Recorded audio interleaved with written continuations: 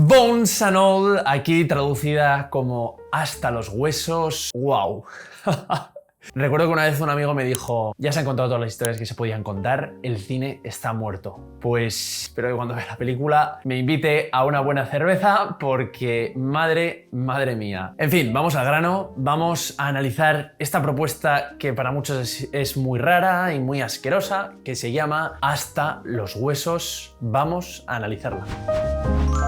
Guión. Está basado en una novela de Camille de Angelis y este guión está escrito por David Kiganich, que ya había colaborado en Suspiria junto a Luca Guadagnino, director de esta película, y director también de Call Me By Your Name, que por cierto fue una de mis películas favoritas del 2017. Bones and All es la historia del primer amor entre Maren, una chica de 18 años que tiene un impulso caníbal que a veces no puede controlar, y Lee, que es un vagabundo marginado, caníbal, como ella, y el cómo tratan de aceptar lo que son viajando por la carretera, buscando su identidad y persiguiendo la belleza y verdad en un mundo peligroso que no puede soportar lo que son. El guión construye de una forma muy clara estos personajes, enseguida queda claro por qué son unos marginados, obviamente, y eso plantea una pregunta dramática ya desde el primer momento, que te mete en la historia, que es básicamente: ¿conseguirá la protagonista encajar en la sociedad o se verá condenada a vagabundear hasta que la encierren? Otra de las cosas que funciona muy bien en este guión es, por ejemplo, la forma que tiene de tratar todo este tema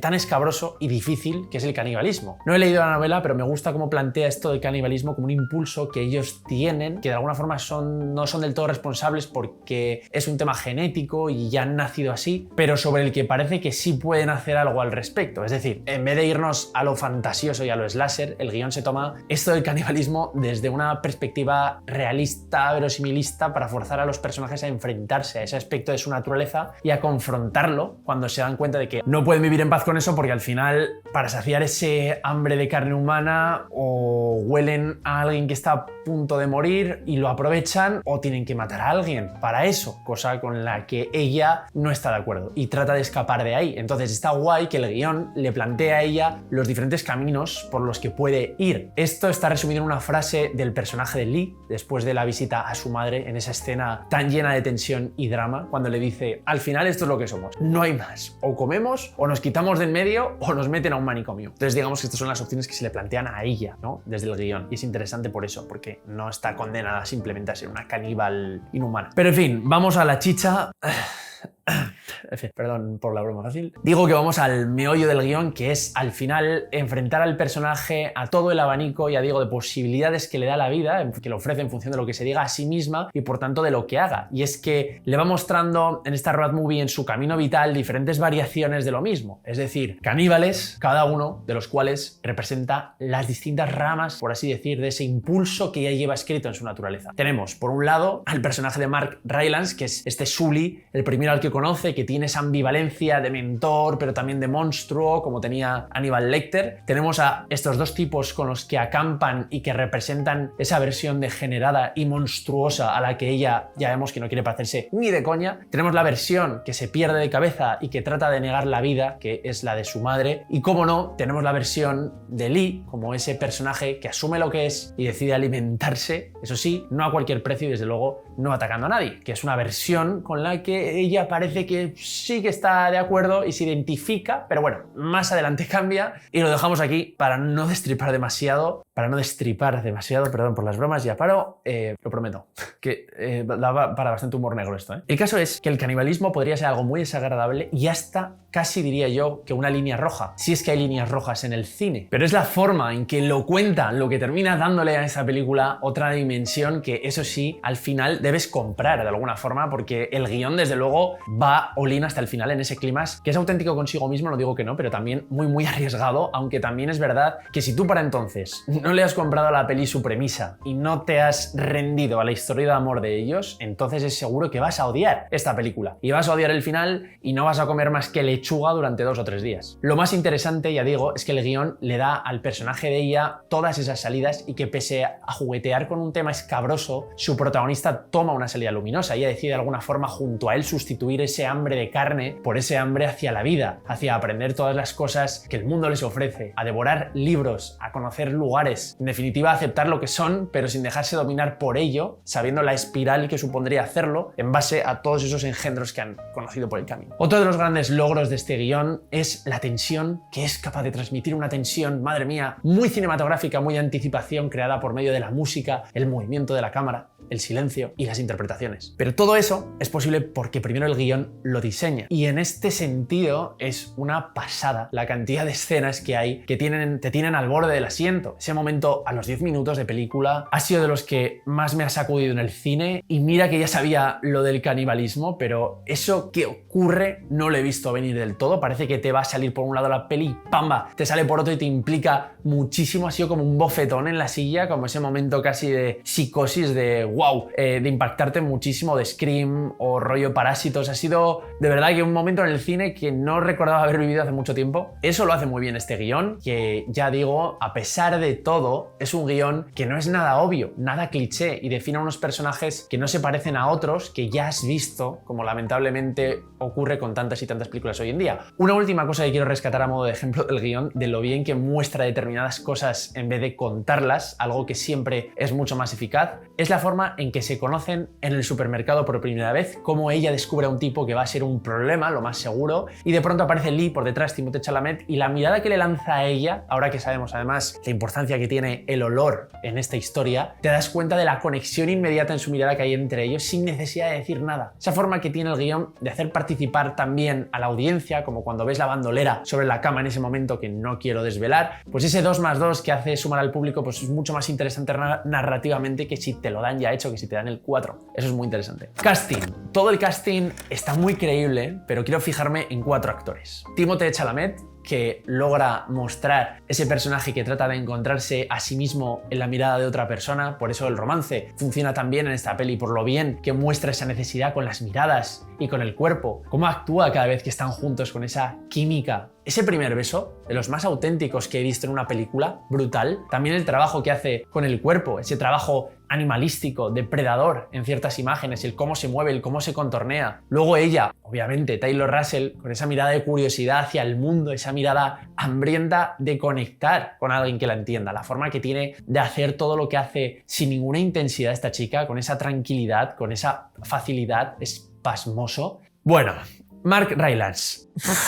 Madre de Dios.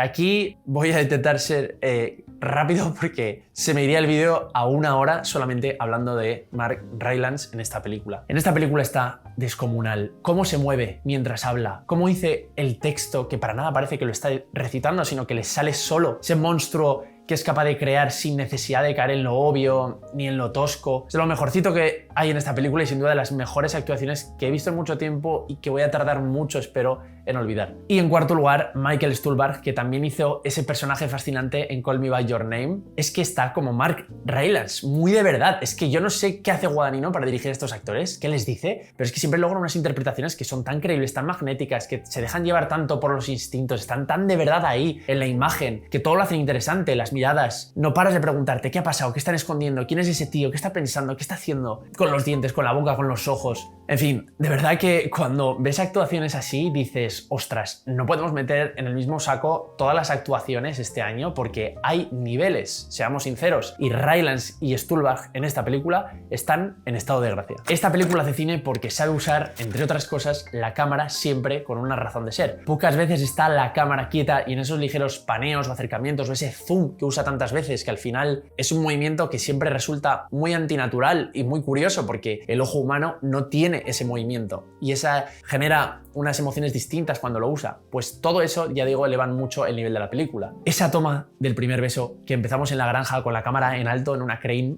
mostrando pequeños a los personajes en un plano general abierto y cómo se va acercando a ellos hasta darnos un primer plano de los dos en cuadro en el clímax de la escena, que es cuando es el beso, es fantástico. También ese look rústico y crudo le aporta mucho visualmente en cuestión de tono a la película gracias a ese grano y a esa imagen menos nítida en los bordes propia del 35 35 milímetros y las cámaras Panavision. Sonido y música. Hay un momento, volviendo a la escena donde se conocen en el supermercado por primera vez, que en ese momento de conexión que se crea entre ellos a partir de un conflicto que tienen con un tipo que está ahí, amenazando la paz de la escena, la guitarra entra de fondo y justo cuando él se encara con el tipo por defenderla a ella y quitárselo de encima, justo ahí la guitarra se transforma en una nota más potente, como más armónica, con otros instrumentos, mostrando y potenciando esa conexión de dos personas que ahora ya son una. En fin, una maravilla. Como eso hay muchos momentos, pero si tengo que destacar o resumir algo del trabajo que hacen Red Thor y Atticus Ross, es esa música, esta mezcla que tiene la película entre lo terrorífico y lo sublime, entre el lado oscuro y el lado luminoso de la naturaleza humana. Hay temas de romance puro, hay otros de thriller puro, hay otros de terror puro, con esas notas disonantes, y en todos esos casos la música cumple este propósito, que es expresar lo que el texto no dice. Y al final lo que consigue es crear esas texturas emocionales que te ponen a ti como espectador en un estado de ánimo concreto. Eso, entre otras cosas, es lo que hace que sea una de esas películas de las que es difícil apartar la mirada. No te puedes creer lo que estás viendo muchas veces, a veces incluso te escandalizas, pero por otro lado, joder, no puedes dejar de mirar.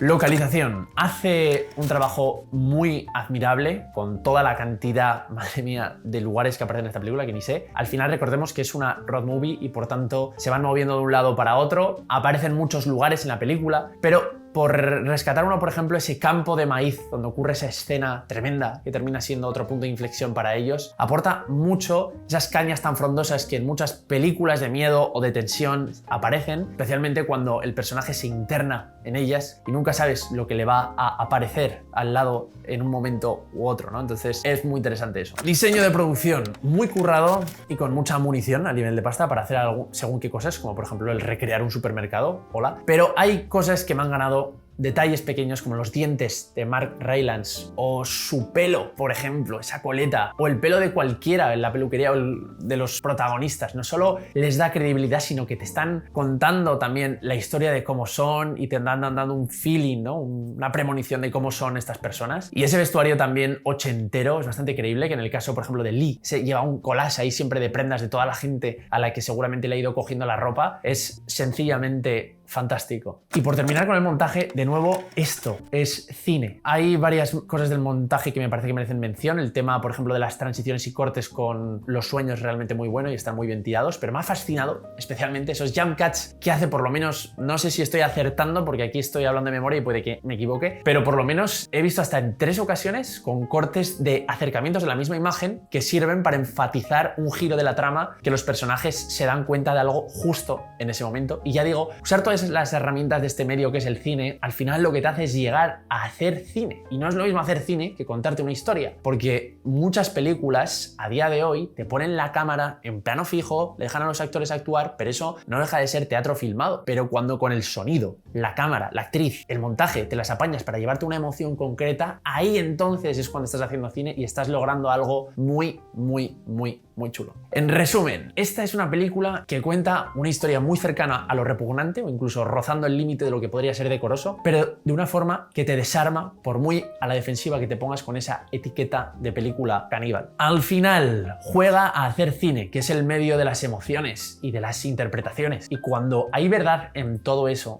el resultado siempre compensa. Esta lucha por superar esos retos de la vida juntos y alcanzar lo imposible es de una belleza inusual, que es especialmente única dada la premisa tan aparentemente asquerosa. Dependiendo de si se tiene el paladar para esta historia o no, Bones and All es una sorpresa cinematográfica o una repugnante pérdida de tiempo. Ya está, es de esas películas que no deja indiferente a nadie, así que cuéntame en los comentarios dónde te sitúas tú. A mí, personalmente, por mojarme, y esto ya es opinión, me ha gustado mucho. Tal y como he argumentado en el análisis, se puede decir sin problema que es una gran película. Otra cosa es que conectes con ella, y es que también es verdad que, y por ahí voy a ir ahora, por el tema de la conexión, yo no he terminado de conectar del todo con la película. Es verdad que ese final, por muy auténtico que es, no deja de producirme un momento de uff, no puedo más con esto. Tenía una chica, de hecho, atrás en el cine que estaba, no paraba de llorar, la oía ahí sollozando. Y es verdad que cuando la película llega a ese punto en el que se te saltan las lágrimas, algo ha hecho muy bueno en ti y probablemente se puede decir que hayas llegado a conectar. No significa que no puedas conectar con una película porque no llores, pero es verdad que no he llegado a ese punto y en ese clímax me podría haber llegado porque es maravillosa la tensión, cómo la crea, cómo te mantiene. En fin, realmente es un momento muy catártico y encima además a nivel de guión es bastante inevitable, pero también es sorprendente, con lo cual está muy bien tirado, pero ya digo, ese momento de el cuerpo,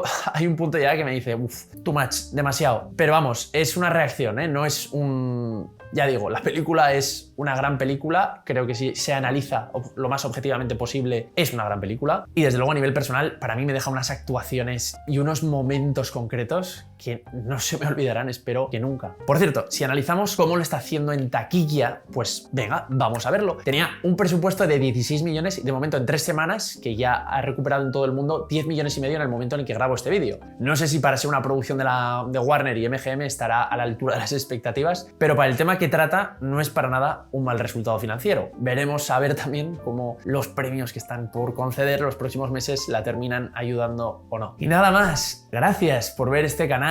Si te suscribes te voy a analizar una película así cada semana. Si eres de los que un buena o mala no le es suficiente a la hora de ver una película y te gusta comentarla, te gusta aprender a ver cine, apreciarlo más y compartir ese viaje con más gente, este es tu canal. Suscríbete, dale a like al vídeo porque eso también me ayudará mucho a seguir creciendo y nos vemos en el siguiente vídeo. De verdad, gracias. Chao.